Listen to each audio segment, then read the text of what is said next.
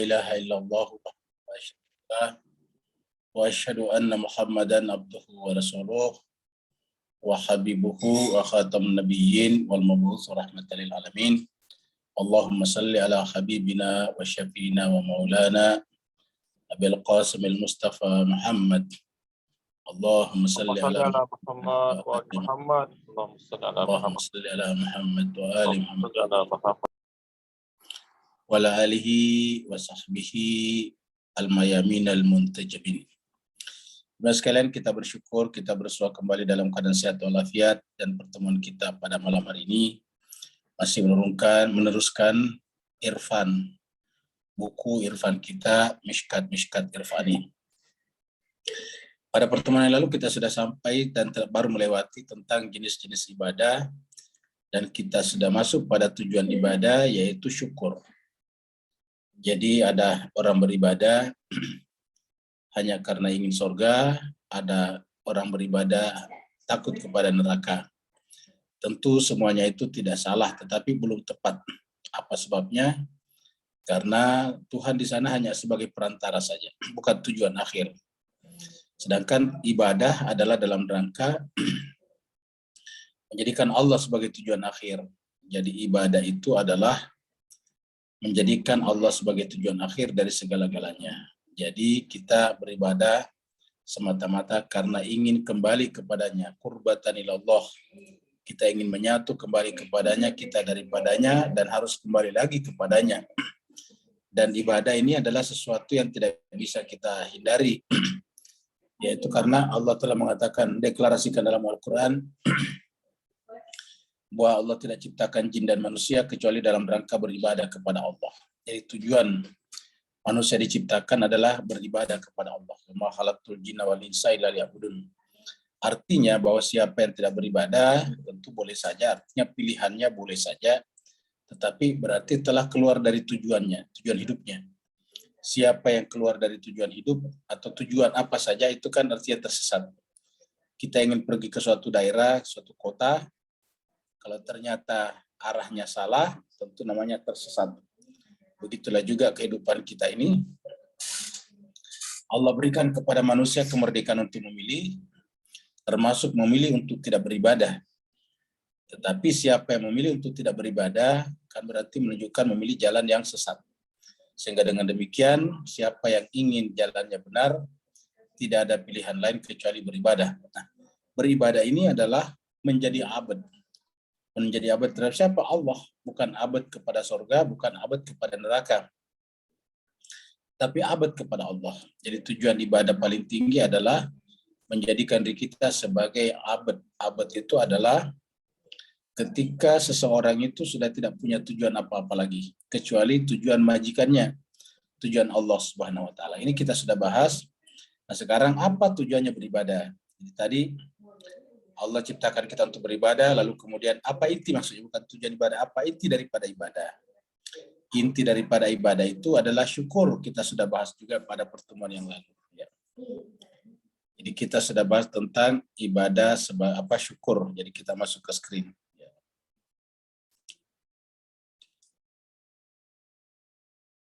Nah, jadi jemaah sekalian, ini kita sudah bahas pada pertemuan yang lalu, yaitu kita sampai pada hadis atau riwayat yang mengatakan bahwa Nabi itu sampai beribadah, terutama malam hari, bengkak betisnya. Betisnya sampai sampai bengkak, sampai sebegitu lamanya berdiri kalau di malam-malam hari. Jadi, terutama kalau bulan Ramadan, Nabi hampir tidak pernah tidur, berdiri beribadah kepada Tuhan. Istrinya Aisyah mengatakan bahwa saya kalau malam bangun jarang menemukan Nabi di samping saya.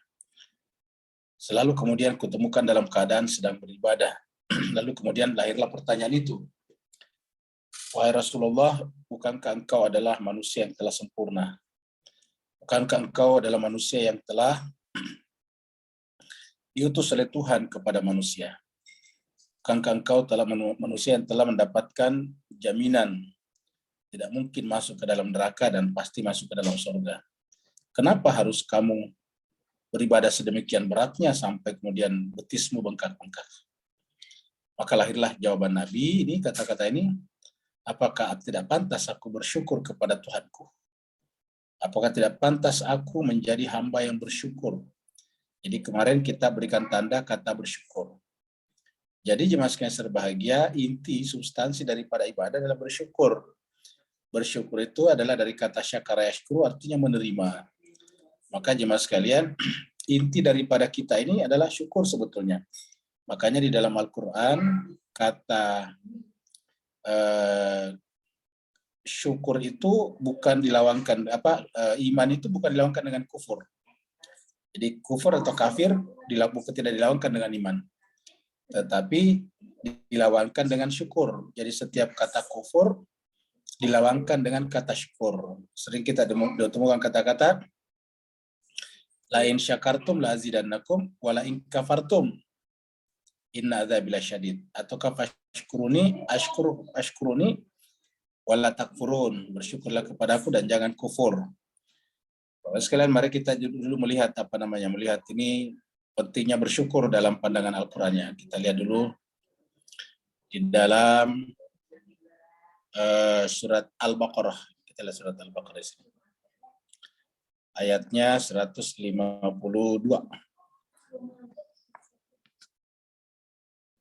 152. Nah, di sini kita lihat Allah berfirman, "Fadhkuruni adzkurukum washkuruli wala takfurun." Jadi dilawangkan. Fadhkuruni, maka bersyukurlah kepadaku. Adzkurukum, aku pasti akan mengingat kamu. Jadi kata dzakara mengingat adalah terjadinya pemenyatuan antara yang mengingat dan diingat. Jadi ketika manusia mengingat Tuhannya, Tuhan mengingatnya. Fadhkuruni adzkurukum. Baru kemudian washkuruli. Di kata-kata fadhkuruni adzkurukum ini bisa dimaknai bahwa pengakuan akan adanya zat yang maha tinggi yang menjadi sebab pertama atas segala sesuatu. Lalu kemudian washkuruli wala takfurun. Lalu kemudian bersyukurlah kepadaku. Washkuruli wala takfurun, bersyukurlah kepadaku, wala takfurun, dan jangan kufur. Jadi washkuruli wala takfurun, jangan sampai kufur. Jadi kita lihat dilawangkan dengan kufur di sini, ya. Baru kemudian ya ayyuhalladzina amanu sta'inu bis-sabri was-shalah. Jadi kalau kita lihat biasanya bahwa yang pertama disebutkan sabar, wahai orang-orang beriman, mintalah pertolongan kepada Allah dengan sabar dan salat. Ista'inu bis-sabri was-shalah. Sebetulnya masih ada yang mendahului sabar ini sebetulnya, yaitu syukur. Ya, kita lihat di sini. Ya. Jadi yang mendahului sabar di sini adalah syukur di sini. Ya. Yang pertama daripada syukur itu adalah fadhkuruni, ingat. Kenapa menggunakan kata ingat? Artinya bahwa channel, signal, potensi ini sudah ada pada jiwa kita, pada jiwa manusia. Jadi dalam jiwa manusia itu sudah ada potensi, sudah ada cahaya, sebetulnya cahaya ilahi di sana, yang kalau itu kita kita nyalakan, maka kemudian yang terlihat oleh mata hati kita adalah Allah. Sebenarnya fadhkuruni adzkurukum. Nah, sebagai kelanjutan daripada zikir di sini adalah menerima bahwa tidak ada apapun selain daripada Allah. Jadi tidak ada apapun selain daripada Allah. Jadi mengisbatkan Allah dan menafikan selainnya, menegasikan selainnya. Seperti pembahasan kita tadi sore. Ingat tadi sore kita mengatakan salah satu ciri daripada wujud adalah menegasi selain dirinya. Segala sesuatu selain dirinya ternegasikan. Ya, apapun juga, baik itu susunan ataupun pembagian, penambahan, pengurangan, itu semua ternafikan. Ya. Kenapa? Karena kalau itu semuanya tidak dinafikan, berarti runtuh konsep absolutas daripada wujud. Nah, dengan demikian ketika kita menafikan segala sesuatu selain dia, namanya syukur. Sebaliknya, apabila kita menerima adanya sesuatu selain daripada dia, namanya kufur, jadi lawannya. Washkuruli wala takfurun. Bersyukurlah kepadaku dan jangan kufur. Jadi kita ulangi, apabila kita berhasil menafikan, menegasikan segala sesuatu selain dia, maka syukurlah namanya. Dan apabila kita menerima selain dia, maka kufurlah namanya.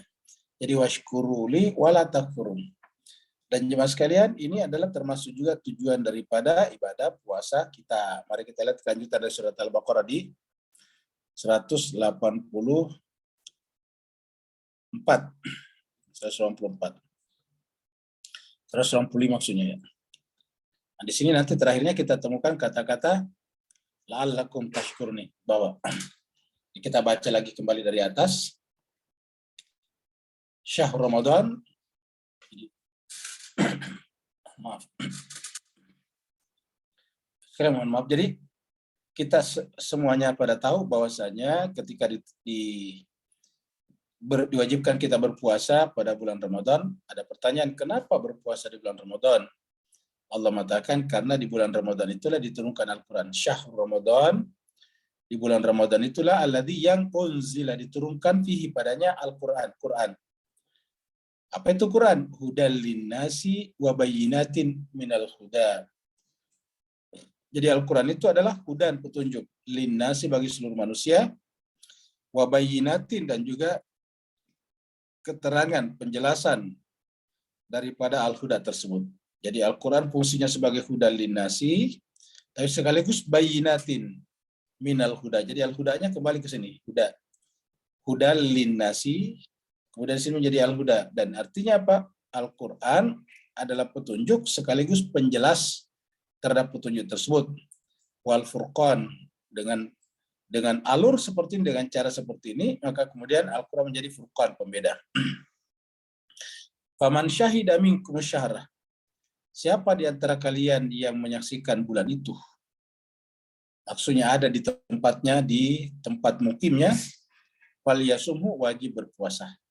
Wa man kana maridan, siapa yang sakit, au ala safarin, ataupun safar, fa'iddatun min ayamin ukhar, tidak perlu berpuasa, cukup menggantinya di hari yang lain dengan jumlah yang sama.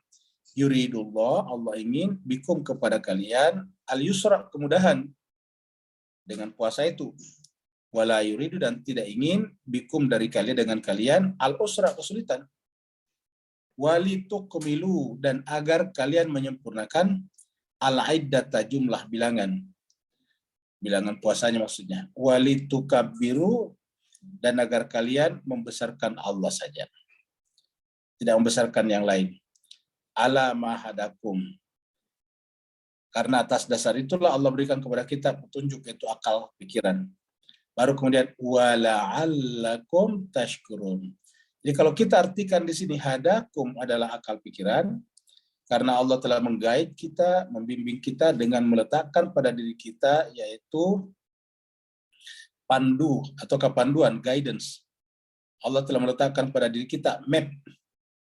Ya, kita bisa melihat kiri kanan, kita bisa melihat timur barat, kita melihat benar salah di sini melalui akal pikiran kita. Nah, apa tujuannya akal pikiran kita? Selain digunakan untuk memenuhi, mengatasi masalah-masalah kehidupan sehari-hari kita, juga agar mengantarkan kita kepada derajat syukur. Wa la'allakum tashkurun. Makanya syukur ini adalah merupakan satu makam yang ada pada diri manusia. Tentu hewan-hewan tidak ada. Jadi wa la'allakum tashkurun, agar kalian bersyukur. Jadi Allah berikan itu. Makanya kata-kata huda tadi di sini hadakum kita artikan dengan akal pikiran. Karena ini sama dengan di dalam surat Al-An'am. Kita lihat surat Al-An'am di sini. Surat Al-An'am adalah surat yang 16 ya, surat 16 An-Nahl. Surat An-Nahl ayatnya 87. 87.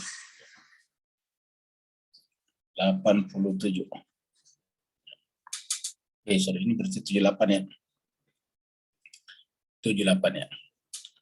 Allah firman, wallahu akhrajakum min butuni ummahatikum. Dan Allah SWT akhrajakum, mengeluarkan kalian. Di Allah akhrajakum, mengeluarkan kalian min butuni, dari perut ummahatikum, ibu kalian. La ta'lamuna syai'an, dalam keadaan kalian tidak tahu apa-apa. Jadi wallahu akhrajakum min butuni ummahatikum. Allah mengeluarkan kalian dari perut-perut ibu kalian. La ta'lamuna syai'an, dalam keadaan tidak tahu apa-apa. La ta'lamuna syai'an, dalam keadaan tidak tahu apa-apa. Jadi artinya kita tidak punya pengetahuan apa-apa ketika kita lahir dalam keadaan zero.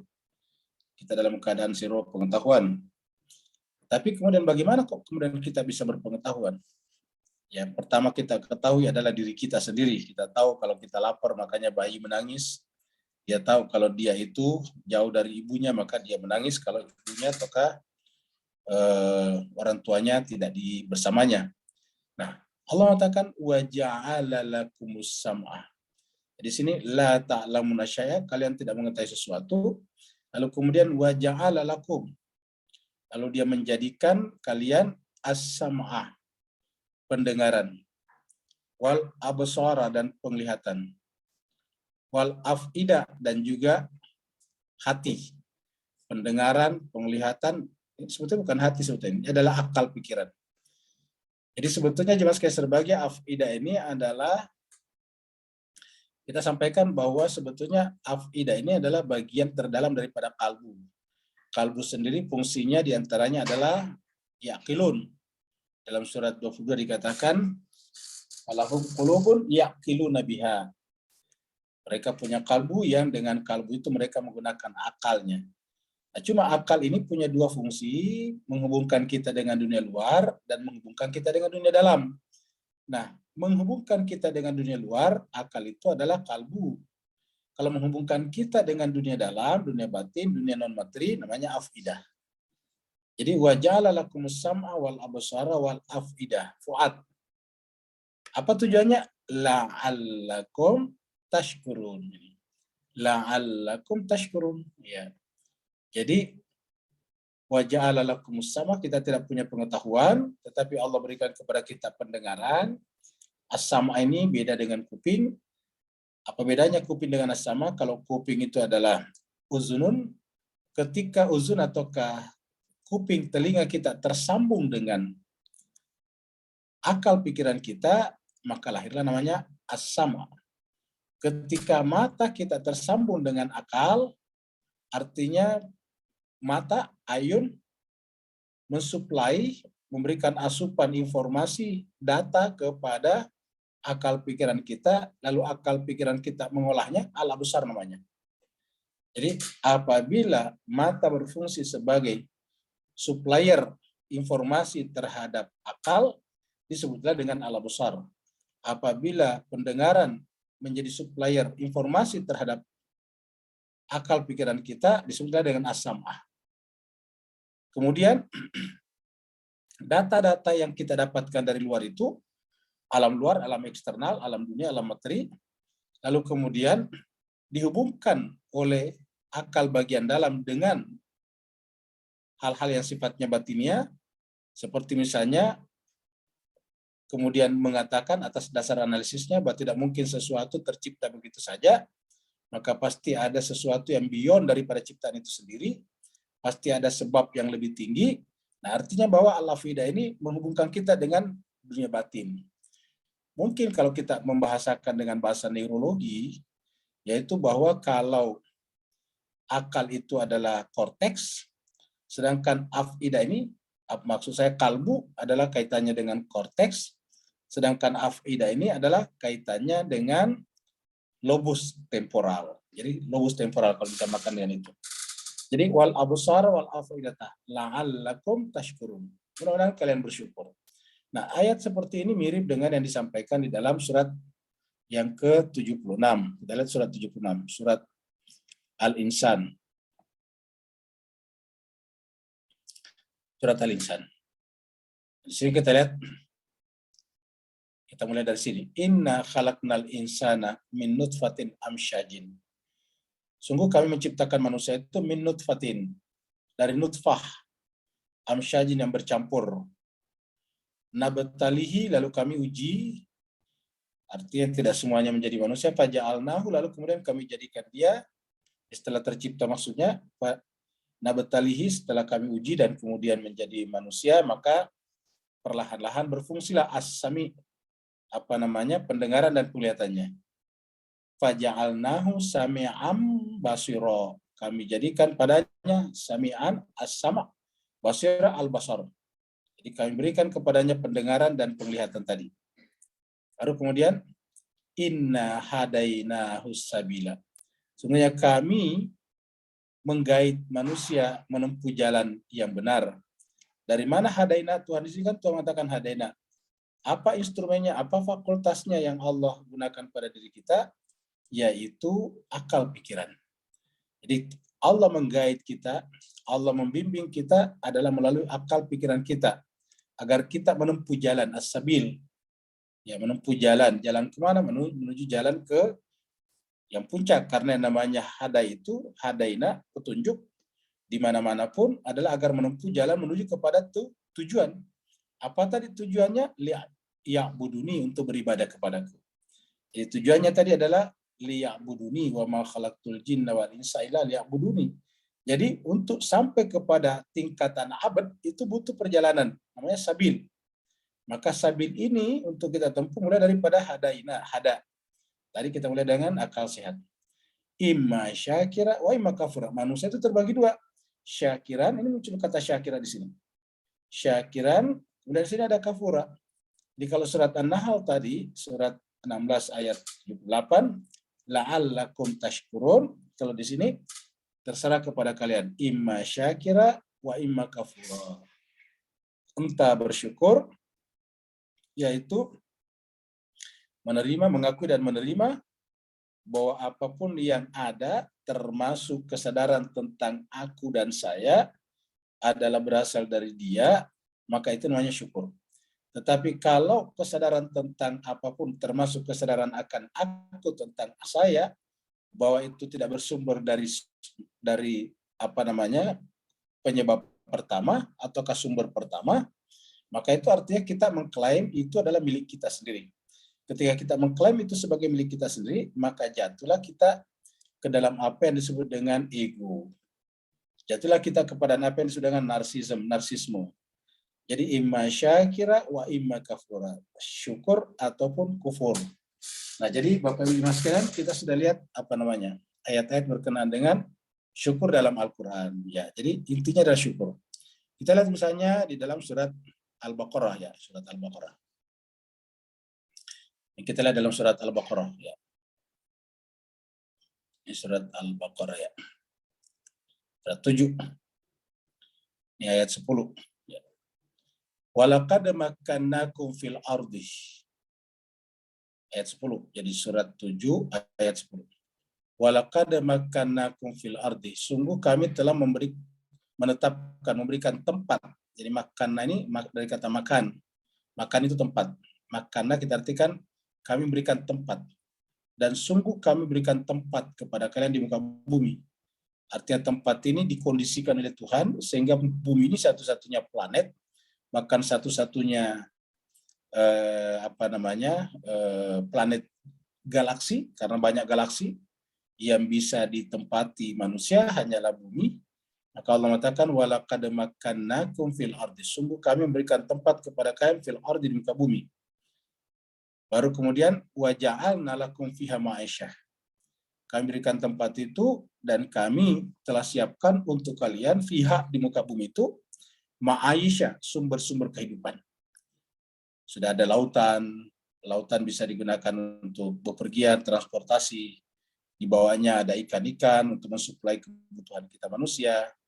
Di dalamnya juga ada mutiara-mutiara untuk perhiasan manusia. Dalamnya juga dibuat sedemikian dalam sehingga orang bisa beraktivitas di dalam lautan ya, dan sebagainya. Diwaja'alna lakum fiha ma'isyah. Kami berikan ma'isyah. Ma'isyah ini ma'isyah, itu jauh daripada ma'isyah, penghidupan. Tetapi apa kata Tuhan? Qalilan ma tashkurun. Nah, cuma sayangnya sedikit yang bersyukur. Penggunaan kata qalilan ma tashkurun ini artinya apa? Mafhum mukhalafahnya, paham dibalik daripada ini yang bisa kita tangkap adalah bahwa tujuannya Allah menciptakan kita di muka bumi ini dengan disiapkan pada kita semua kebutuhan kita, ma'aisyah kita, adalah dalam rangka bersyukur. Makanya ketika sedikit bersyukur, ayat ini berbunyi agak agak sinistik kepada manusia. Qalilan, sayangnya sedikit, ma tashkurun, yang bersyukur. Jadi manusia sangat sedikit yang bersyukur. Ya, jadi kita lihat lagi misalnya surat yang keempat ya. Kita lihat surat yang keempat. Mana nih? Ya, kita surat yang keempat. Surat An-Nisa. Kita lihat surat ayatnya. Surat An-Nisa. Ya, ini ayat 147 ya. Ya. 147.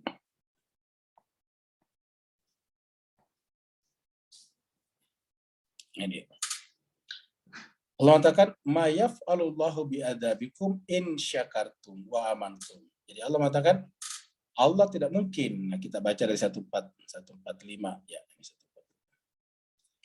Kita mulai daripada supaya kita dapatkan perspektif yang lebih luas. Innal munafiqina fid darqil asfali minan nar. Sungguhnya al munafik itu fid darqil asfali minan nar. Apa itu munafik sebetulnya? Munafik ini Bapak sekalian, supaya kita paham munafik dalam pengertian ini, kita coba kosongkan dulu jiwa kita dari konsepsi tentang munafik yang selama ini kita dapat dari masyarakat kita. Di masyarakat kita, munafik itu kan biasanya berbeda pendapat dengan kita disebut munafik. Nah, munafik ini dari kata nafakah, nun, fa, qaf. Jadi munafik dari asal kata nun, fa, qaf, nafakah. Nafakah itu artinya membelanjakan. Nah, membelanjakan artinya apa? Diberikan orang. Kita membelanjakan uang kita berarti uang kita berikan. Jadi uang kita berikan kepada orang, orang itu berikan kita barang, kamu kita tukar. Apa namanya itu? Ditukar, ya, di barter. Jadi namanya menafkah itu, kalau membelanja itu adalah kita menyerahkan uang kita dan kita ambil yang bukan uang, benda misalnya. Itu namanya nafkah. Ya, dari kata nafkah juga lahir kata infak. Nafkah menjadi nafkah suami kepada istri. Kemudian infak adalah nafkah seseorang kepada orang lain secara sukarela. Walaupun itu bukan kewajibannya, namanya infak. Nah, dari sini muncul kata munafik. Jadi apa kata munafik sebetulnya? Adalah orang yang sebetulnya membarter ya kebenaran yang diketahuinya dengan sesuatu yang lain. Ya, jadi membarter kebenaran yang diyakininya dengan sesuatu yang lain. Apa itu sesuatu yang lain? Ya, selain kebenaran.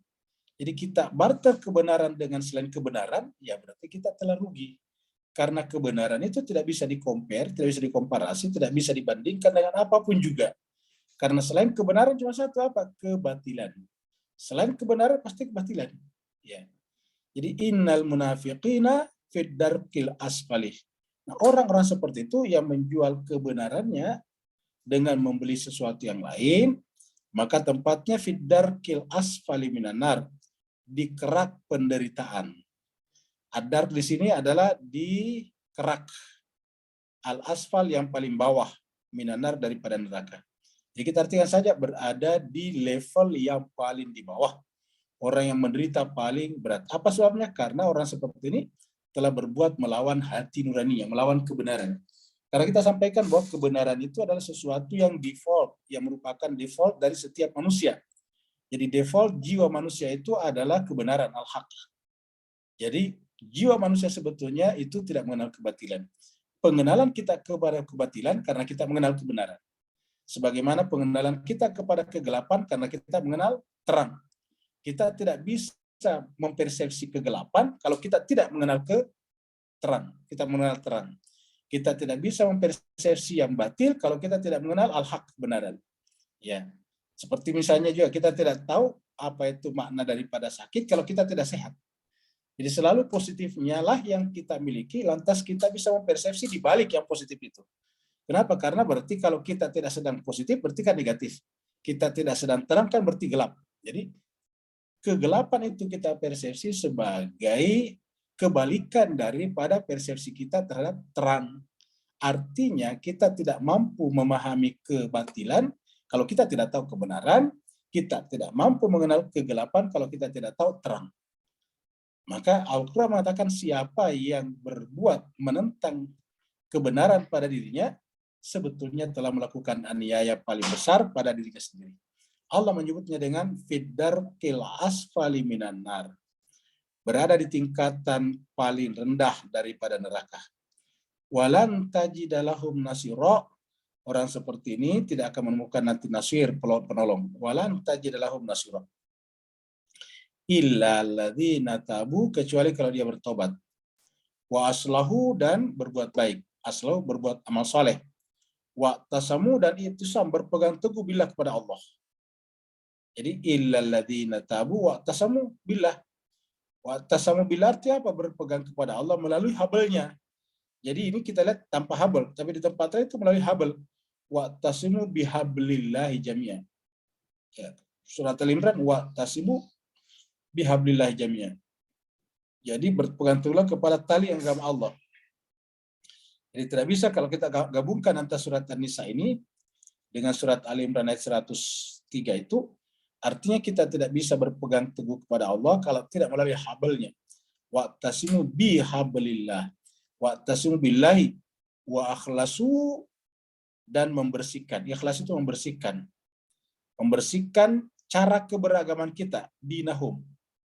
Membersihkan cara keberagaman. Tadi cara keberagaman kita misalnya ingin surga atau takut neraka. Kita sampaikan ini adalah cara keberagaman yang tidak tepat, bahkan gampang dimanipulasi. Ya, terorisme itu atau kaum teroris itu adalah orang yang kelihatan agamawan.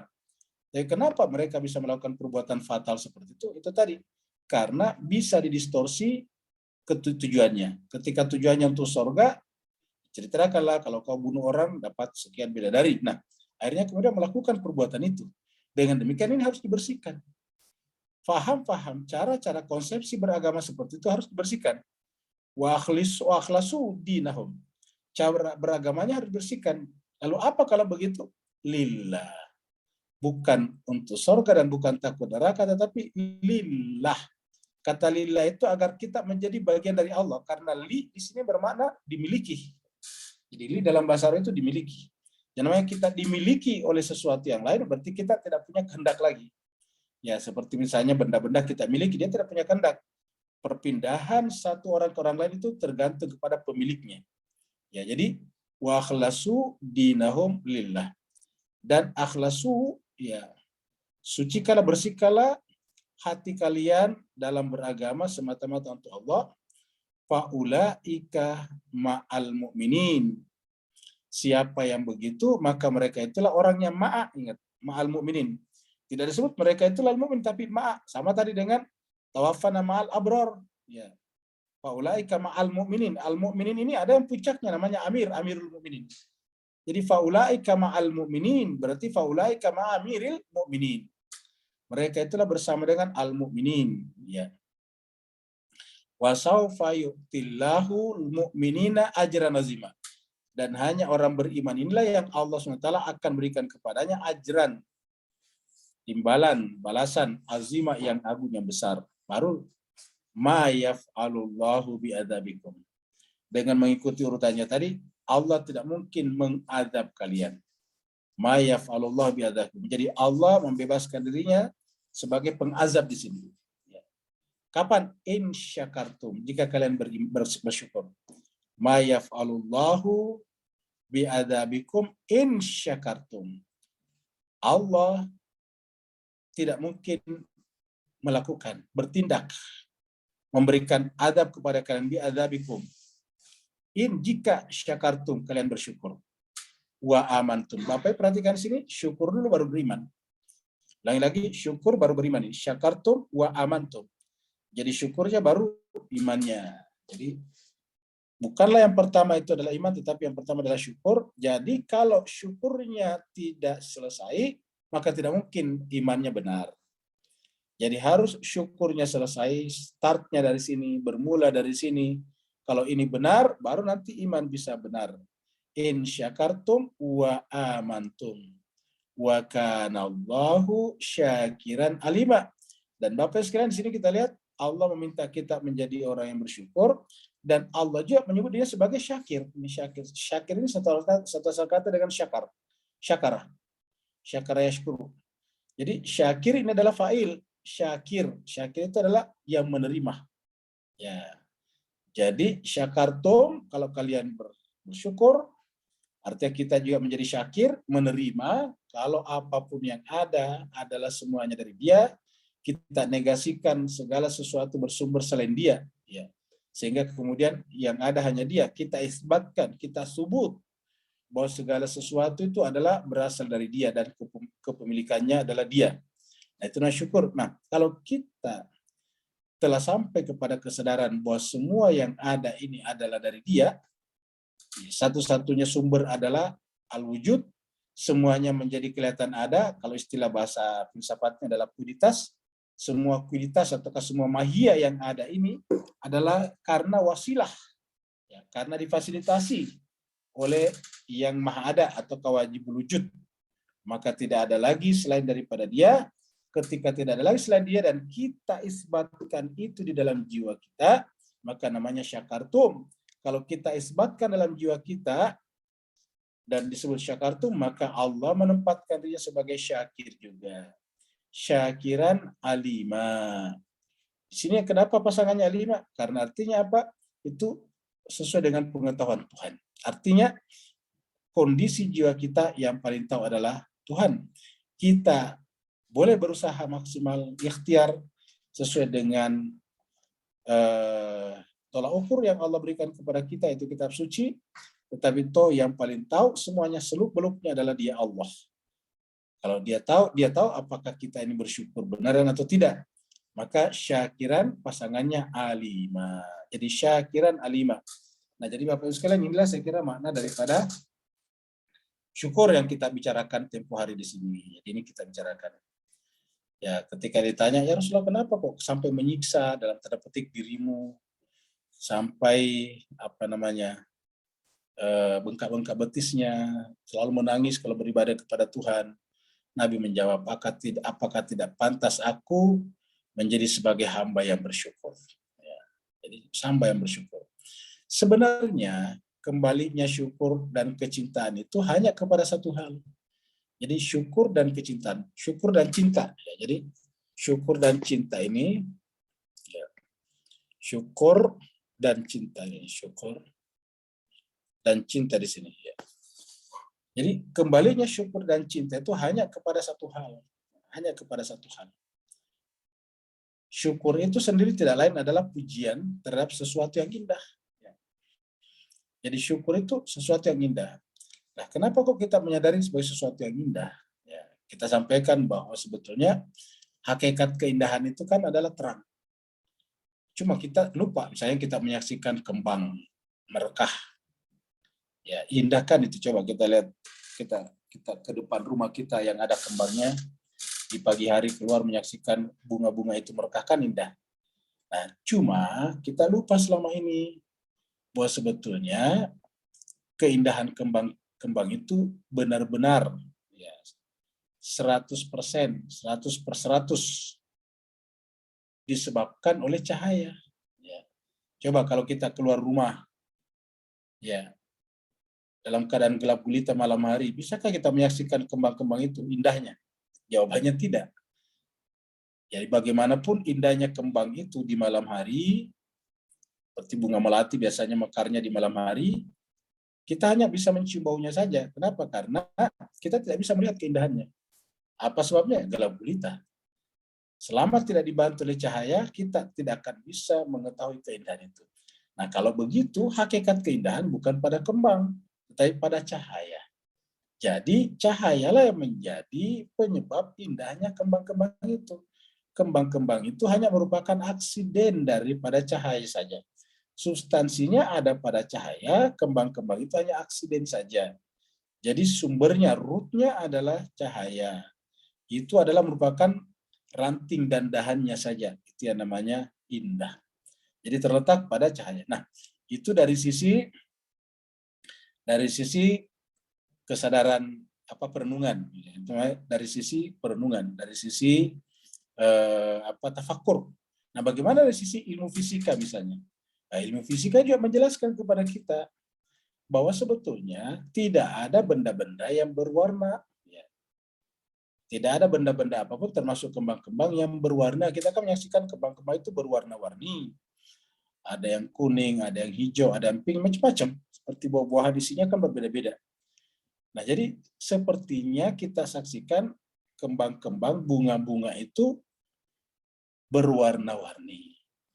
Tapi kalau kita belajar ilmu fisika, tidak ada benda-benda apapun yang berwarna. Yang berwarna apa? Cahaya. Jadi semua warna yang kita pelajari itu semuanya adalah merupakan berkas-berkas cahaya saja. Jadi berkas-berkas ataukah apa namanya itu berkas-berkas cahaya ataukah gelombang-gelombang dari cahaya itu kan memancar itu kan berbeda-beda panjang pendeknya. Nah, panjang pendeknya gelombang cahaya itulah menyebabkan perubahan warna. Jadi perubahan warna ataukah terjadinya gradasi warna itu adalah karena panjang pendeknya warna. Panjang pendeknya berkas-berkas cahaya itu. Ya. Jadi kalau panjang tertentu begini, pokoknya setiap terjadi perubahan apa namanya perubahan panjang pendek daripada cahaya itu menyebabkan warna berubah. Jadi dengan demikian sumber warna itu adalah pada cahaya.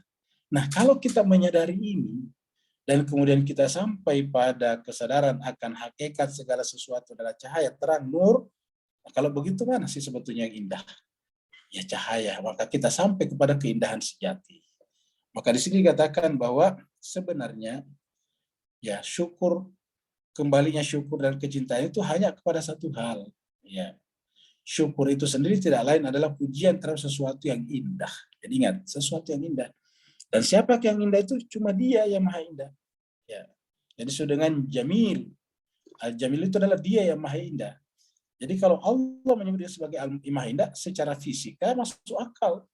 Apa sebabnya? Karena dialah sumber dari segala sesuatu, maka segala sesuatu itu berbeda-beda bentuknya, kualitas dan kuantitasnya tergantung daripada, kalau bahasa fisikanya tergantung daripada gelombang-gelombang yang diterimanya.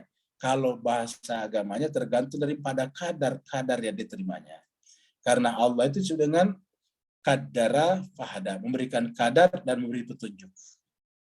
Jadi Allah memberikan kadar kepada semuanya.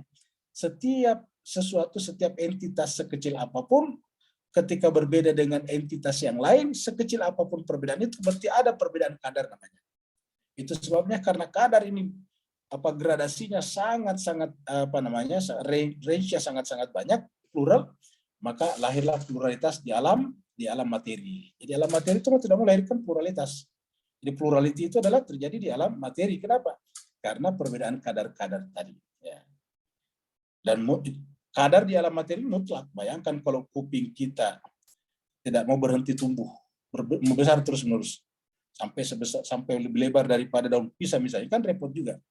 Nah, untungnya Tuhan menentukan kadarnya pada suatu ukuran tertentu berhenti tumbuh. Ya, itu non kadar.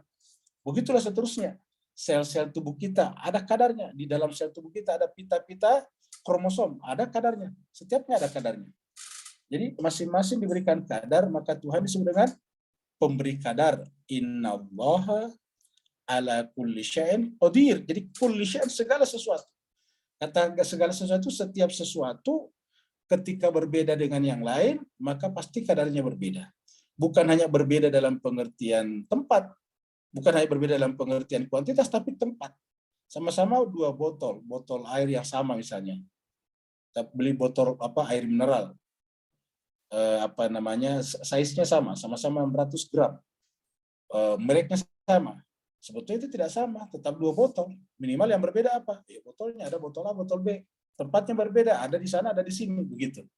Jadi yang namanya perbedaan itu tidak hanya berbeda dari sisi dari sisi zatnya saja, tapi berbeda juga dari sisi waktu, ruang dan sebagainya akan melahirkan perbedaan.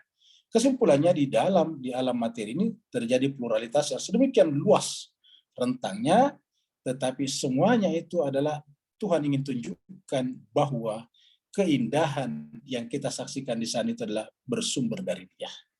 Disebutkan syukur itu sendiri tidak lain adalah pujian terhadap sesuatu yang indah. Oleh karena itu, ibadah murni tidak lain merupakan perhatian yang sungguh-sungguh.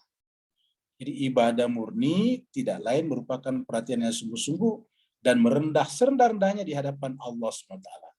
Jadi ketika orang beribadah tetapi merasa dirinya paling suci, merasa dirinya paling baik, paling tinggi kedudukannya, berarti ibadahnya gagal. Karena ibadah sebetulnya adalah menjadi abad, menjadi hamba, menjadi pelayan, menjadi budak belian, menjadi sahaya terhadap siapa? Terhadap Tuhannya. Dan inilah kemerdekaan sejati. Jadi kemerdekaan sejati itu bukan ketika kita memproklamirkan kemerdekaan kita dari imperialis atau kolonialis. Itu satu hal. Tetapi hakikat kemerdekaan itu adalah ketika kita tidak lagi menghamba kepada apapun, siapapun selain daripada Tuhan. Itulah terjadi, namanya muharrar, namanya terbebas. Ya, makanya pada saat Maria meminta doa untuk bayi yang dikandungnya, dia katakan, Inni nazartu laka fi batni muharraran. Saya menazarkan apa yang ada dalam perutku ini untuk menjadi muharrar. Orang yang merdeka dalam pengertian sungguhnya. Merdeka sungguhnya adalah ketika tidak bergantung kepada apapun dan siapapun kecuali kepada Tuhan. Itulah kemerdekaan yang sungguhnya. Dan itulah kebahagiaan sungguhnya. Selama jiwa bergantung kepada sesuatu atau siapapun, maka selalu terancam kebahagiaannya. Karena ketika sesuatu itu tidak ada, gundah hatinya, menderita depresi, opresi, dan stres. Begitu ya kalau tergantung kepada seseorang yang lain, begitu orang itu menjadi tidak ada, menjadi goncang, goyah. Akhirnya kemudian ada orang yang stres, ada yang mengalami mental disorder, bahkan ada yang sampai bunuh diri. Nah, seperti itu.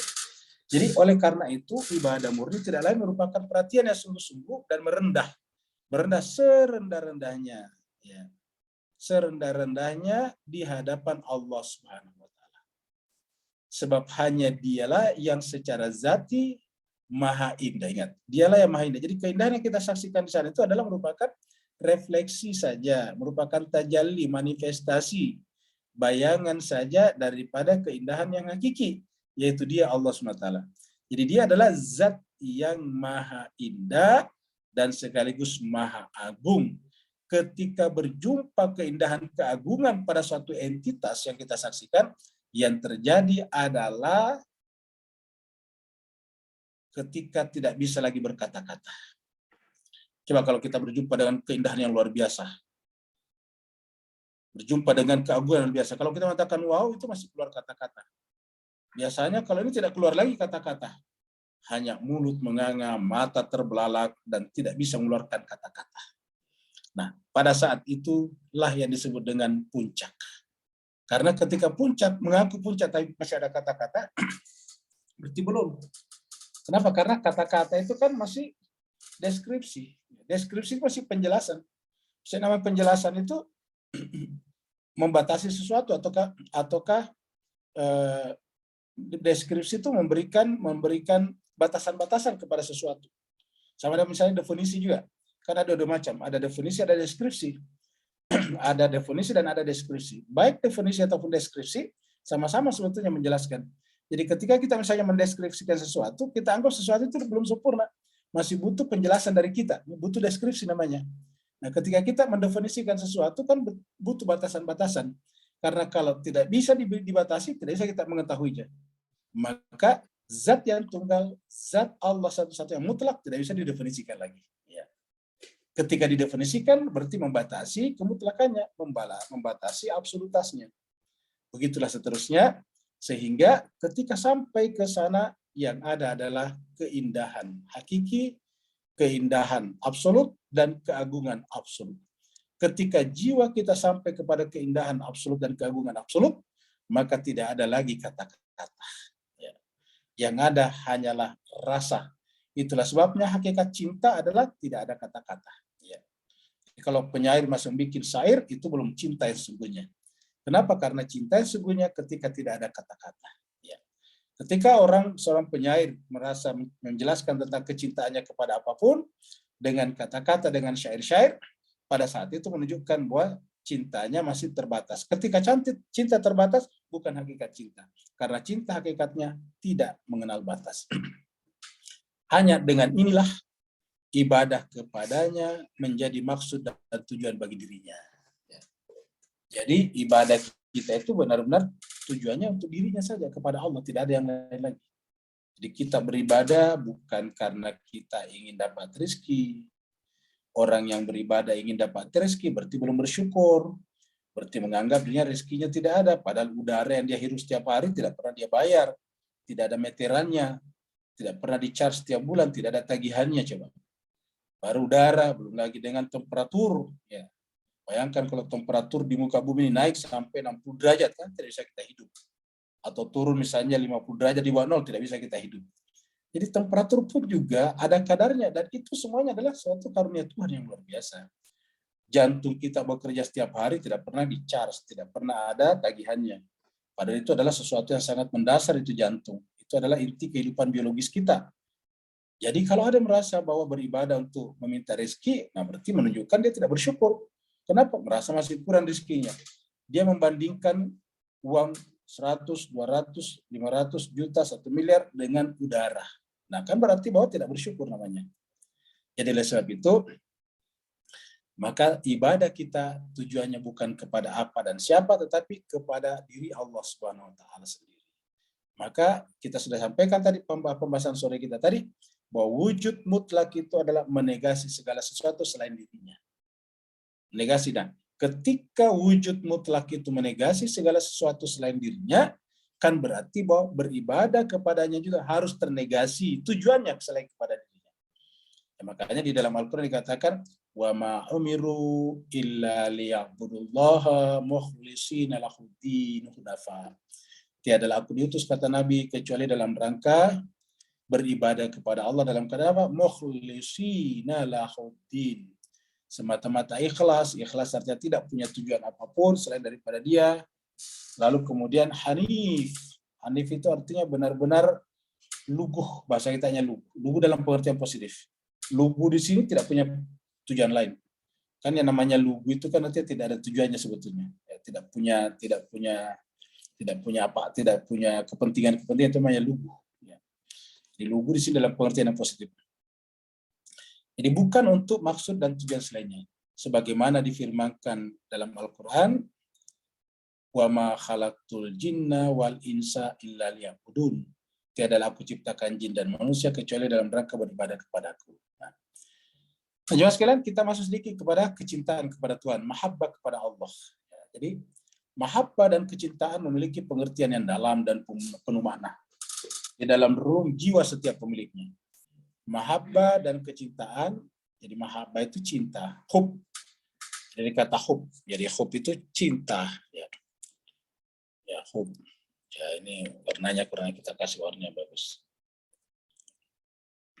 Jadi hub, jadi hub ini artinya cinta, ya, ini adalah cinta. Ya, dari sini lahir kata habibi, lahir kata mahabbah tadi. Jadi mahabbah dan kecintaan ini sama sebetulnya. Penggunaan ini bahasa Melayu, ini bahasa Arab. Mahabbah Arabnya, kecintaan adalah bahasa Melayu. Jadi mahabbah dan kecintaan memiliki pengertian yang dalam dan penuh makna di dalam relung jiwa setiap pemiliknya. Ya, apa sebabnya? Karena kita sampaikan tadi bahwa sebetulnya default setiap jiwa manusia adalah cinta, bukan benci. Benci itu dikenal setelah ada cinta. Jadi selalu benci sama dengan tadi kegelapan. Kegelapan kita persepsi setelah mempersepsi terlebih dahulu cahaya.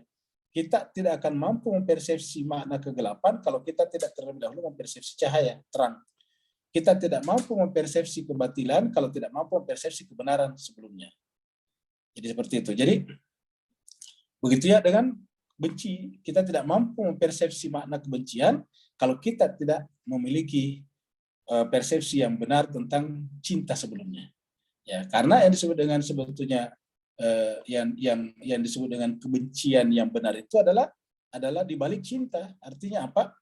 Ya, kita membenci segala sesuatu yang bertentangan dengan cinta. Ya, contohnya misalnya cinta kepada kemanusiaan, maka kita harus membenci segala sesuatu yang merusak kemanusiaan. Ya. Jadi kalau orang cinta kepada kemanusiaan, baru tidak benci kepada hal-hal yang merusak nilai-nilai kemanusiaan, ya tentu itu bukan cinta kepada kemanusiaan namanya. Kita cinta kepada apapun, kita pasti membenci sesuatu yang merusak sesuatu itu. Misalnya kita cinta kepada alam, lingkungan alam kita. Ya, nanti cinta lingkungan hidup itu bermakna apabila kita membenci apapun yang merusak lingkungan hidup kita. Maka cinta kepada lingkungan hidup itu tidak bermakna kalau pada saat yang sama kita tidak membenci hal-hal yang merusakkannya. Misalnya buang sampah sembarangan misalnya, dan sebagainya. Jadi selalu yang namanya kebencian itu dikenal, dipersepsi setelah kita persepsi terlebih dahulu cinta. Bahkan bisa dikatakan bahwa persepsi kita tentang benci adalah konsekuensi logis daripada konsepsi kita tentang cinta. Konsepsi kita tentang gelap adalah merupakan konsekuensi logis daripada persepsi kita tentang cahaya. Begitu. Jadi mahabbah dan kecintaan memiliki pengertian yang dalam dan penuh makna di dalam relung jiwa setiap pemiliknya. Ia bermakna kenyataan sempurna. Jadi namanya cinta itu kenyataan sempurna. Dan realitas keindahan, realitas paling indah, serta keterpesonaan, terpesona. Terpesona itu tertajukkan. Ya, terpesona itu seperti kita katakan tadi, tidak ada kata-kata. Orang yang terpesona itu tidak ada kata-katanya. Ya. Jadi dia adalah merupakan realitas sempurna, dia adalah merupakan keindahan hakiki, dialah yang menjadi objek keterpesonaan kita yang sesungguhnya. Ketika kita terpesona selain daripada itu, berarti kita masih tertipu namanya. Ia di sini adalah mahabbah cinta menjadi penyebab terciptanya hubungan mesra dan harmoni antara muhib dan mahbub. Jadi kata hub melahirkan dua, muhib dan mahbub. Muhib itu adalah yang mencinta, mahbub yang dicinta. Ya, jadi melahirkan dua unsur di situ, muhib dan mahbub. Ya, kita lihat di sini. Ini adalah kata hub. Ya, tulis ini hub. Nah, ini adalah merupakan pertemuan antara dua, ya, yaitu tadi adalah muhib dan mahbub. Muhib dan mahbub.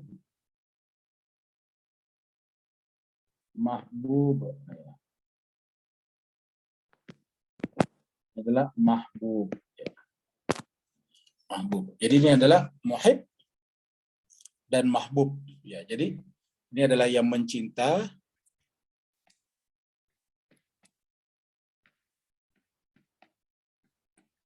dan ini adalah yang dicinta. Ya. Ya. Jadi muhib yang mencinta dan mahbub yang dicinta. Nah, jadi ketika muhib dan mahbub berjumpa, barulah lahir hub. Jadi sama misalnya ilmu. Disebut ilmu itu kalau terjadi pemenyatuan antara yang mengetahui dan diketahui, barulah ilmu namanya. Misalnya ilmu kita tentang cahaya tadi. Ya kan berarti bahwa ada pemenyatuan antara kita yang mengetahui cahaya dan cahaya itu sendiri. Kalau kita tidak menyatu dengan cahaya, berarti kita tidak tahu cahaya. Karena ketika kita tahu cahaya, berarti artinya apa? Cahaya itu secara konsepsional ada di dalam mental kita. Dia menjadi wujud dalam mental kita. Menjadi wujud zihni namanya. Ya. Dia menjadi wujud mental. Jadi hub itu adalah pertemuan atau penyatuan antara muhib dan mahbub. Jadi lokus pertemuannya pada kata hub. Ya. Jadi ini adalah lokus pertemuannya pada kata hub. Atau bisa kita katakan hub itu tercipta ataukah menjadi lokus pertemuan antara muhib dan mahbub, dan tidak akan ada hub apabila tidak berjumpa dua entitas ini, yaitu muhib dan mahbub. Ya. Jadi kalau tidak ketemu muhib dan mahbub, tidak disebut dengan hub. Nah, pertanyaannya, kepada siapakah kita harus menjadi yang manakah yang harus kita jadikan sebagai muhib, mahbub yang dicinta, yang memiliki hakikat tadi, hakikat tunggal. Karena yang tidak memiliki hakikat kan berarti kecele namanya, kecewa. Misalnya kita mencintai sesuatu yang kita anggap emas, sampai kita bawa-bawa kemana-mana, ya kita belikan berangkas yang mahal, kita kemudian berikan juga kotak yang mahal, begitu. Karena kita anggap ini adalah mahal yang sangat mahal. Tetapi setelah suatu hari kemudian kita tes, ternyata bukan emas, palsu. Seperti ceritanya The Necklace, dalam ceritanya kalau tidak salah Tolstoy. Ya, mungkin ada yang pernah baca ceritanya Tolstoy. Tolstoy membuat cerita namanya The Necklace. Kalung. Ya, ada orang minjam kalung, ya. Kemudian kalung itu hilang. Akhirnya kemudian karena dia hilang, maka dia membelinya. Setelah dia ke pasar menunjukkan melihat modelnya seperti ini, ternyata mahal sekali. Akhirnya kemudian suami istri harus kerja banting tulang sampai berpuluh-puluh tahun membayar kembali cicilan uang yang dipinjam daripada orang-orang di sekitarnya untuk membayar emas itu. Setelah kemudian berpuluh tahun lewat, kemudian yang punya emas itu tanpa sengaja berjumpa dengan yang meminjam emas tadi, heran melihat kenapa ibu yang tadi meminjam emas saya ini kok tiba-tiba jadi tua begini, udah mulai bongkok, udah mulai putih semua rambutnya, keriput. Tanya, kenapa ibu kok bisa tiba-tiba begini, cepat sekali tuanya. Dikatakan, ya gara-gara itu. Gara-gara apa kata dia? Gara-gara emas yang saya pinjam dulu atau perhiasan yang saya pinjam dulu dari ibu, kalung. Loh, apa hubungannya dengan kalung saya, kata dia. Nah, dulu itu kalung ibu yang saya pinjam itu hilang. Ya, kemudian karena hilang, maka saya datang ke pasar menanyakan harganya mahal sekali. Akhirnya saya pinjam dari keluarga-keluarga, teman-teman. Akhirnya terkumpullah uang untuk membeli emas seperti itu. Apa kata ibu itu? Masya Allah, ternyata sampai segitunya kamu bantu Tuhan. Padahal itu emas yang kau pinjam dari saat ini, padahal emas palsu. Langsung pingsan itu si ibu. Nah, jadi jemaah sekalian, ini kan contoh-contoh yang paling konkret. Ya, bahwa ketika bukan hakikat yang kita cintai, kita akan kecewa. Seperti tadi itu ibu tadi itu, si nyonya tadi itu. Jadi dengan demikian kita harus menemukan dulu sebelum kita mencinta, kita menemukan hakikat dulu. Hakikatnya apakah dia punya hakikat atau tidak? Kalau dia tidak punya hakikat kan berarti palsu namanya. Ketika dia tidak punya hakikat kan berarti adalah bayangan. Ketika tidak punya hakikat kan berarti buih, gelembung. Ya, bubble. Dia tidak memiliki hakikat. Yang namanya bubble itu gelembung, tidak punya hakikat. Kalau tidak percaya, ambillah balon yang besar itu, balon yang ditiup anak-anak, pakai sabun, besar seperti bola, begitu ditusuk hilang. Kenapa? Ya, bubble, gelembung, tidak punya hakikat. Nah, jadi oleh sebab itulah yang harus kita cari hakikatnya. Nah, mempelajari, menemukan hakikat di sini adalah butuh pengetahuan. Dan itulah tujuan daripada kerja-kerja akal yang berdimensi batinnya. Karena kita sampaikan tadi, akal ini punya dua dimensi. Ada dimensi lahiriah, dimensi empirikal, dan ada dimensi spiritual. Ada dimensi profannya, ada dimensi transendentalnya. Nah, ketika hanya satu dimensi saja, kita tidak akan menemukan hakikat. Jadi harus bergerak dari profanitas menuju kepada transendentalitas. Dari empirikal menuju kepada yang bersifat spiritualitas. Nah, itu gerak akal seperti itulah yang bisa membuat kita menemukan hakikat. Dan hidup ini sebetulnya itulah tujuannya. Tuhan memberikan kepada kita kesempatan untuk hidup sebetulnya sederhana, untuk menemukan hakikat itu. Kenapa dunia berkembang dari dulu sampai sekarang, peradaban berkembang dari samanya dulu, Sumeria, kemudian Mesopotamia, kemudian Persia kuno, kemudian Mesir kuno, masuk kemudian Yunani kuno, Romawi, masuk sekarang kepada Barat, dan sekarang bergeser ke Asia sebagian. Kenapa? Kok manusia tetap aja ada penindasan, ada pembunuhan, ada pemerkosaan hak-hak kemanusiaan? Sebetulnya sederhana. Kenapa? Karena manusia yang menggait, manusia yang menjalani peradaban ini tidak bermula dari menemukan hakikat-hakikat itu. Itulah sebabnya kemudian Tuhan merasa perlu mengutus Nabi. Karena Nabi itu mengajarkan hakikat-hakikat. Dan orang beragama apabila memahami atau mempersepsi Nabi hanya sebagai pengajar ibadah dalam pengertian ritual saja, itu pasti gagal beragama juga. Nabi datang untuk apa? Mengajarkan hakikat-hakikat. Itulah sebabnya ayat pertamanya turun Al-Quran apa? Iqra, bacalah. Karena dengan membaca itu berarti kita telah berusaha untuk menggapai. Kita berusaha untuk menaiki tangga-tangga vertikal, spiritual vertikal, menuju kepada yang maha tinggi, yang disebut dengan pemilik hakikat satu-satunya. Nah, kita kembali lagi tadi sini. Jadi yang namanya hub tadi adalah penyatuan antara muhib dan mahbub. Dan supaya kita benar-benar cintanya benar, mahbubnya dulu harus kita tetapkan. Jadi mahbubnya. Dia pertanyaan pertama kita, apa yang kita cinta itu benar. Jadi mahbubnya yang dicintai. Karena kalau ternyata mahbubnya tidak punya hakikat, maka kecewalah kita. Ya, banyak manusia yang tadinya waktu masih muda berpikir cita-cita saya akan menjadi orang semuanya terkaya, terpintar, terkenal, terpopuler dan sebagainya. Tapi setelah mencapai derajat itu, akhirnya apa yang terjadi? Siksaan. Yang terjadi adalah stres, yang terjadi adalah bahkan ada yang bunuh diri. Dan ini bukan hanya terjadi pada masyarakat biasa, tapi juga terjadi pada beberapa ilmuwan. Ya, kalau Bapak Ibu sekalian rajin baca buku, novelis-novelis terkenal ataukah pemenang hadiah Nobel, ya, itu ada berapa yang bunuh diri. Ya, beberapa di antara mereka, contoh misalnya Ernest Hemingway. Ya. Kalau Bapak Ibu sekalian rajin baca novel, pasti kenal namanya Ernest Hemingway. Terkenal dengan bukunya The Old Man and the Sea. Jadi dia memenangkan hadiah Nobel adalah bukunya yang berjudul The Old Man and the Sea. Tapi apa yang terjadi kemudian? Dia bunuh diri. Ya. Dan banyak lagi yang kita kenal, pelukis terkenal juga. Ada juga pemenang hadiah Nobel dari Jepang namanya Yasunari Kawabata. Itu juga bunuh diri juga. Jadi banyak lagi.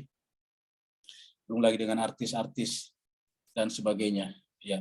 Apa sebabnya kira-kira? Karena yang mereka cintai bukan yang hakikat. Padahal ya namanya hub menyatukan antara muhib dan mahbub. Itu otomatis apapun. Walaupun yang kita cinta itu palsu, tapi akan melahirkan penyatuan antara muhib dan mahbub. Antara mencinta dan dicinta. Itu sebabnya sebelum terjadi hub, kita harus definisikan dulu. Kita harus cari dulu hakikatnya. Apakah yang kita cinta itu adalah benar-benar hakikat atau bukan hakikat. Ya, seperti itu. Nah, jemaah sekalian berbahagia, inilah saya kira pembahasan kita pada malam ini. Jadi karena itu mahabbah merupakan wasilah bagi terjalinnya hubungan antara setiap pencari dan tujuan akhir. Pencari tadi adalah muhib, tujuan akhir adalah mahbub. Antara setiap murid dengan muradnya. Jadi kalau dalam dunia perguruan disebut dengan murid dan muradnya. Murid adalah orang yang punya keinginan, kerinduan untuk mempelajari sesuatu. Murad adalah sesuatu yang diinginkan. Setiap pecinta mendapatkan daya tarik kepada yang dicintainya, sehingga dia dengan perantaraan pertemuan, liqa dengan yang dicintai, yaitu mahbub, menemukan hakikat keterpesonaan dan kefanaan. Apa arti kefanaan? Yang mencinta muhib menjadi fana, hilang, tenggelam ke dalam mahbub yang dicintai. Bayangkan kalau kita hilang fana, ekstasi, ke dalam yang dicintai dan ternyata dicintai itu adalah palsu, bukan hakikat, maka kemudian terjadilah kekecewaan dan penderitaan. Tetapi kalau kita fana, hilang, ya, ini juga sebetulnya menjadi tujuan agama Buddha. Di Buddha menggunakan istilah nirwana. Nirwana itu adalah menghilang juga. Nir itu kan tidak ada. Ketika kita sudah hilang, tidak ada lagi yang ada, hanya yang kita cintai, maka itu mencapai derajat nirwana. Nah, di sini disebut dengan istilah fana kalau dalam bahasa Islam. Kalau ini kita sampai pada derajat kefanaan itu, maka yang terjadi adalah hakikat kebahagiaan juga. Jadi hakikat kebahagiaan ketika yang muhib sudah sampai kepada mahbub hakiki. Ingat, mahbub yang hakiki. Orang yang meyakini eksistensi pemilik keindahan mutlak, kecintaannya kepadanya sangat besar, dan hatinya senantiasa terikat serta terpaut terhadapnya.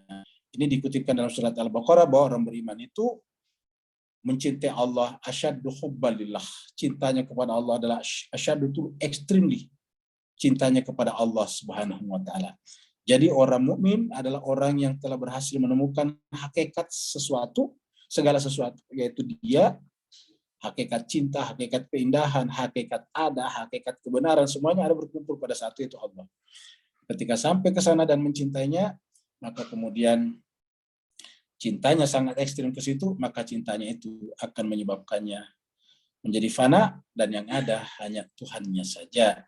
Inilah makna kata-kata la ilaha illallah, la mahbuba illallah, la maqsuda illallah.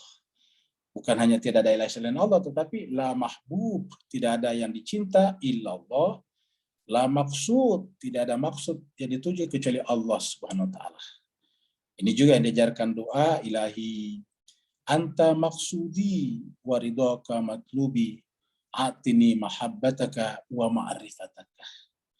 Wahai Tuhanku, ilahi anta maksudi, hanya engkau yang kutuju dalam seluruh gerak kehidupanku, lahir dan batin.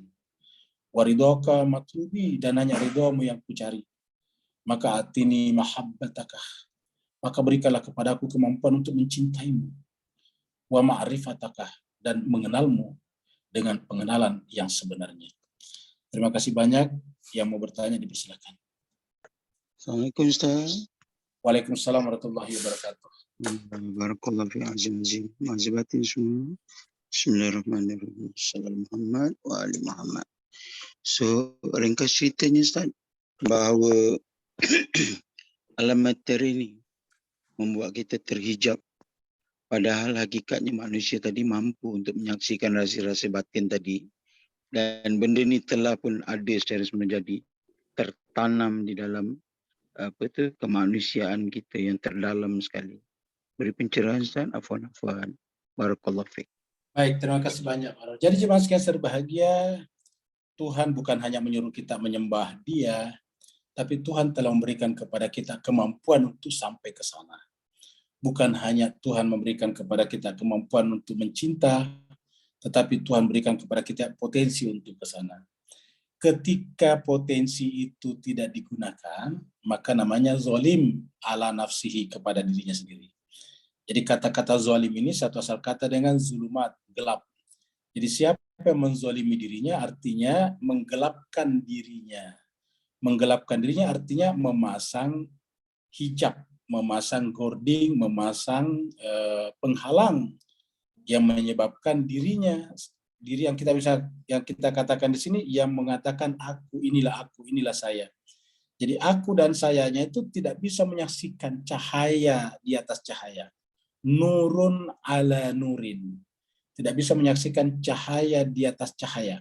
Ketika tidak mampu menyaksikan cahaya di atas cahaya, maka apa yang disaksikannya? Cahaya-cahaya semu. Yaitu pertama yang disaksikan adalah cahaya egonya. Menjadilah orang itu menjadi egoistik.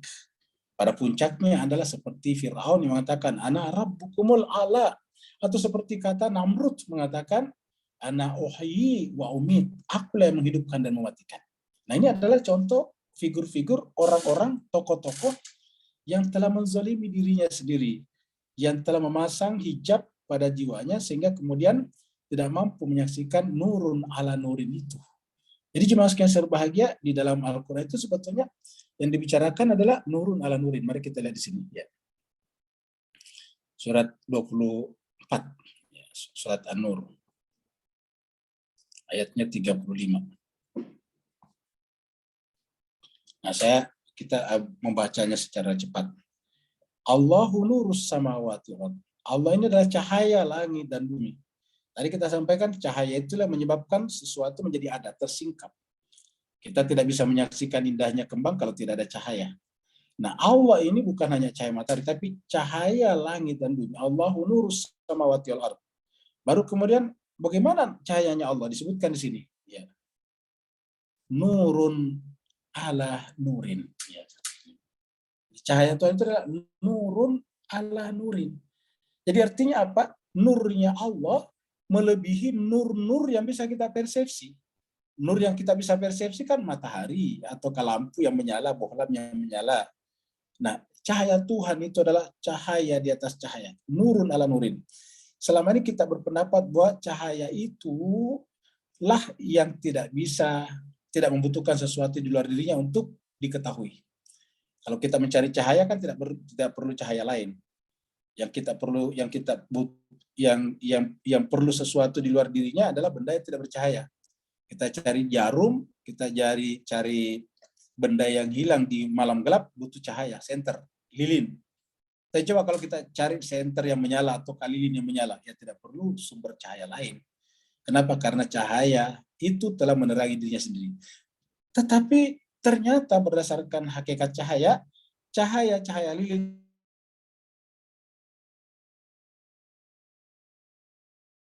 pun juga tidak menyala di atas cahaya-cahaya itu. Dan Allah menyebutnya sebagai nurun ala nurin.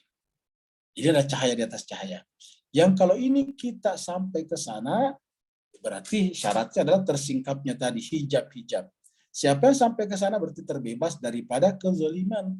Itulah sebabnya ketika Allah melantik Nabi Ibrahim sebagai imam bagi seluruh manusia, dengan kata-kata inni ja'iluka linnasi imama, saya sekarang wahai Ibrahim mengangkat kamu sebagai imam bagi seluruh manusia. Lalu kemudian Nabi Ibrahim mengatakan, wa min zuriati, saya berharap Tuhan kamu juga meneruskan amanah imam ini kepada zuriatku. Apa kata Allah? Qala la yanalu ahdi zolimin. Ya, jadi titahku kata Tuhan, surat perintahku, sertifikat pengangkatanku sebagai imam ini tidak berlaku walaupun itu keturunanmu kalau dia zalim. La yanalu ahdi zalimin. Jadi begitu besarnya masalah kezaliman ini. Walaupun sederhana, yaitu cuma sekedar menutup jiwa, tidak sampai kepada nurun ala nurin. Karena hanya orang yang sampai kepada nur di atas cahaya inilah yang bisa digunakan Allah untuk menggait manusia kepada dirinya, linurhi yahdillahu linurhi mayasya. Baru kemudian siapakah mereka itu disebutkan di sini? Itu adalah rijalun. Sebutkan adalah rijalun. Ya. Sini.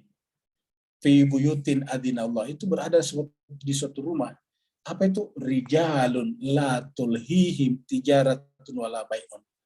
Karena orang itu, rijal itu sudah sampai kepada nurun ala nurin, maka la tulhihim tijaratun. Perniagaan tidak lagi melalaikan mereka. Wala bai'un, begitu juga dengan jual beli. An dzikrillah, dari mengingat Allah. Dan seterusnya. Jadi dengan demikian, kerja paling penting dalam beragama, selain menjalankan syariat-syariat seperti sholat, puasa, dan sebagainya, adalah bagaimana melakukan perenungan, tafakur, kontemplasi, melihat kepada inward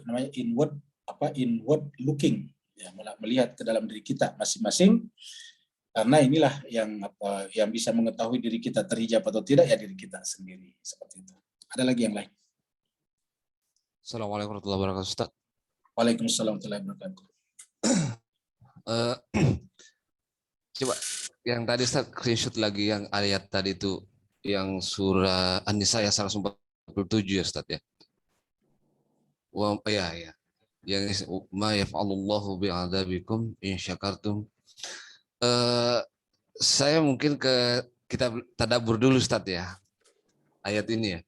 Saya yang mau keluarkan yang ayat yang terakhir itu Ustaz, yang di ujung wa kana Allahu syakiran alima.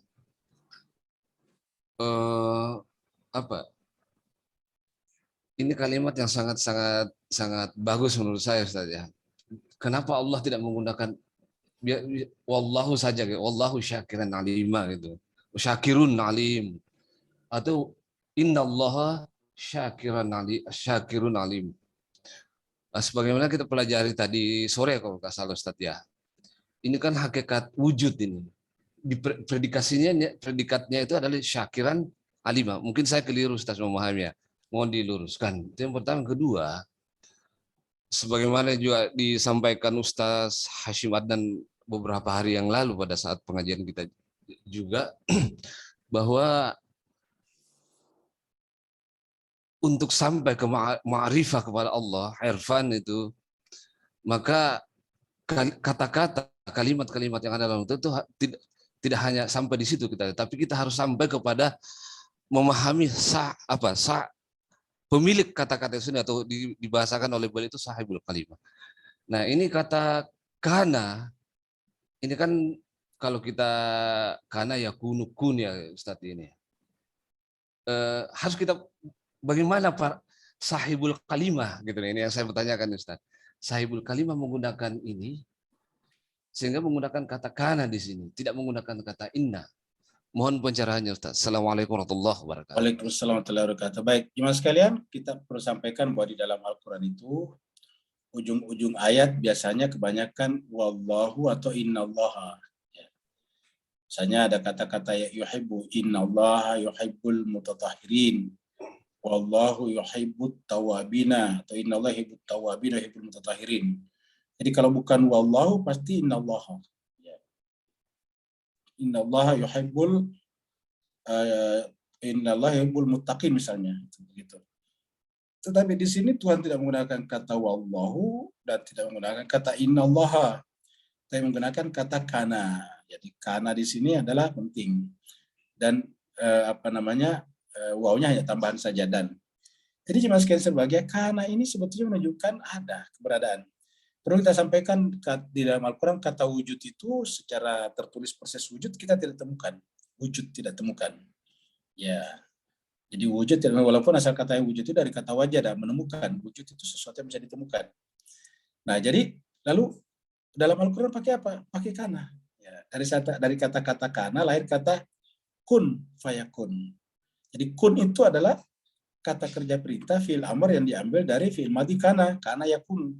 Kana yakunu menjadi kun. Ya, dari kana yakunu bahkan ada namanya ayat kauniyah dari kata kana juga. Kana yakunu kaunan itu adalah masdarnya. Jadi dari sini dikatakan wa kana Allah. Jadi Allah seakan mengatakan bahwa hakikat wujudnya Allah itu ya adalah syakiran, menerima. Jadi kalau orang mencintai, manusia mencintai dia akan menerima cintanya. Terjadi proses pemenyatuan. Kenapa? Karena hakikat wujudnya dia, dan kita tahu dari kana inilah ketika Allah menggunakan kata kunnya, yang lain menjadi ada juga. Jadi keberadaan kuditas adalah karena diadakan oleh Allah dari kata kana. Ketika ini dia Allah ubah menjadi fi'il amr. Innama amruhu iza arada syai'an yaqula lahu kun. Kun fayakun. Ada maka adalah. Jadi kun ada maka adalah. Menjadi maka menjadilah. Jadi kita lebih bagus menggunakan kata adalah, menjadi ada, mengada. Jika kita mengatakan kun fayakun, mengada, maka mengadalah sesuatu itu. Nah, Allah di sini menggunakan kata di sini Al-Qur'an menggunakan kata-kata kana Allah. Kalau kita baca ini kana adalah kata kerja fi'il, pelakunya Allah. Nah, ini namanya adalah isim, ini adalah jumlah fi'liyah karena permulaannya kana yaitu fi'il madhi. Kana Allahu, Allah adalah fa'ilnya. Nah sekarang, karena ini adalah kata kerja dan ini adalah pelakunya, berarti kan bisa harusnya kita terjemahkan dari sini kalau versi bahasa Melayu, bahasa Indonesia. Allah itu adalah mengada. Ya. Allah itu adalah mengada atau Allah itu ada secara hakiki dan keberadaan hakikinya dia adalah sebagai, karena ini syakiran di sini adalah sebagai. Ya. Jadi syakiran, ingat jemaah sekalian dalam kaidah bahasa Arab. Jadi tadinya kita ini supaya kita memahami lagi secara bahasa Arab ini kananya kita lepaskan dulu. Kalau kananya kita lepaskan adalah wallahu syakurun alimun gitu. Allah adalah mubtadanya, syakurun alim adalah kabarnya. Jadi namanya mubtada khabar. Begitu masuk kana maka berubah terminologinya istilahnya. Allah bukan lagi mubtada tapi namanya isim kana. Syakiran alima bukan lagi khabar, tapi khabar kana. Jadi adalah isim kana, ini adalah khabar kana. Isim kana itu harus dhamma dan khabar kana harus mansub. Jadi seperti itu. Jadi kana Allahu syakiran alima. Adalah Allah itu adalah gitu. Adalah Allah itu Allah mengada atau hakikat Allah adanya sebagai penerima cinta dan alima penerima ilmu. Kita sampaikan tadi ada dua yang sangat penting yaitu ilmu dan cinta. Ilmu itu adalah menyatunya antara al-alim wal ma'lum, sedangkan cinta adalah menyatunya antara al-mahbub, al-muhib dan al-mahbub, yaitu yang mencinta dan yang dicinta. Jadi seperti ini. Jadi menurut saya analisis Pak Ustadz Wahyudin bagus ya. Itu ini adalah menunjukkan hakikat. Ya. Menunjukkan hakikat bahwa Allah itu adalah penerima. Dengan demikian jemaah sekalian berbahagia, siapa yang tidak mengetahui hakikatnya, maka dia tidak mungkin diterima karena hakikat penerima cuma dia, penerima cinta. Yang lain itu tidak menerima cinta sebetulnya. Ya. Satu-satunya penerima cinta adalah Tuhan, syakiran. Selain daripada dia tidak menerima cinta. Jadi hanya dialah satu-satunya yang menerima kita. Kalau tidak objeknya kepada dia, berarti kita akan tertolak. Seperti itu. Ada lagi yang lain? Syukran jazilah Ustaz, Masya Allah. Di kolom chat tidak ada pertanyaan, Ustaz. Baik, Bapak sekalian, kalau tidak ada lagi, kita akhiri sampai di sini. Semoga Allah SWT senantiasa melapangkan dada kita, meluaskan pengetahuan kita, agar kita semuanya bisa sampai kepada hakikat, dan yang kita cintai benar-benar hakikat. Jangan sampai hakikat cinta kita bukan kepada hakikat, yang kita ketahui juga ujungnya adalah hakikat. Karena kalau yang kita ketahui hakikat, bukan hakikat, maka pengetahuan kita nanti akan menjadi sia-sia. Berkali-kali Tuhan mengatakan ada orang sia-sia ilmu dan amalnya nanti di akhirat. Kenapa? Karena yang diketahui bukan hakikat, sehingga amalannya juga bukan termotivasi oleh hakikat. Terima kasih banyak. Wassalamualaikum warahmatullahi wabarakatuh. Waalaikumsalam warahmatullahi wabarakatuh. Terima kasih Ustaz. Terima kasih Ustaz. Assalamualaikum.